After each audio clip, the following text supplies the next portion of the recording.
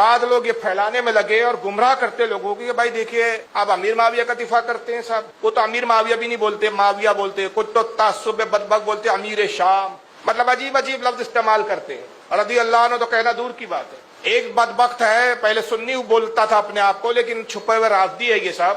وہ حرام خور بولتا ہے، اپنے آپ کو مولوی کہتا ہے، مصباحی کہتا ہے، وہ کہتا ہے کہ امیر معاویہ اپنے زمانے کا فرعون زمانہ ہے،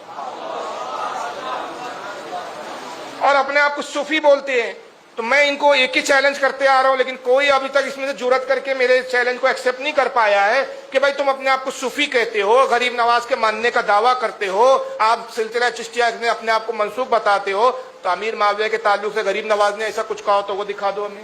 خواجہ عثمان ہارونی نے کہا ہو تو دکھا دو، حضرت شیخ بختیار کاکی نے کہا ہو تو دکھا دو۔ ان کی کتابیں آج بھی موجود ہے، خواجہ عثمان ہارونی کی ملفوظات انیس الارواح موجود ہے، خواجہ غریب نواز کی دلیل العارفین موجود ہے، خواجہ بختیار کاکی کی راحت المحبین موجود ہے، نظام الدین اولیاء کی فوائد الفوائد موجود ہے، بابا فرید گنج شکر کی اسرار الاولیاء موجود ہے، بندہ نواز گیسو دراز کی جوامی الکلم موجود ہے، مخدوم اشرف شمنانی کی لطائف اشرفی موجود ہے، یہاں سے وہاں تک ہر بزرگوں کی کتابیں ہیں، ہمیں ان کی کتابوں میں دکھا دو انہوں نے امیر معاویہ کو یہ کہا ہو، تو پھر تم صوفی کہاں سے ہو گئے بھائی؟ تم اصل میں چھٹے ہوئے پکے رافضی شیعہ ہو، مگر قوم کو دھوکہ دے رہے ہو۔ دھوکہ کیوں دے رہے ہیں؟ مسلمان سنی مسلمانوں کو سمجھنے کی ضرورت ہے۔ دھوکہ اس لیے دے رہے ہیں کہ حرام کھانے کی عادت ہے، مفت کی کھانے کی عادت ہے، محنت ہوتی نہیں ہے، روزی روٹی کا ذریعہ پیری مریدی ہے۔ روزی روٹی کا ذریعہ کیا ہے؟ شیعہ کیا پیری مریدی نہیں ہے؟ اگر کھل کر شیعہ بولیں گے اپنے آپ کو تو پھر پیری مریدی نہیں کر سکتے،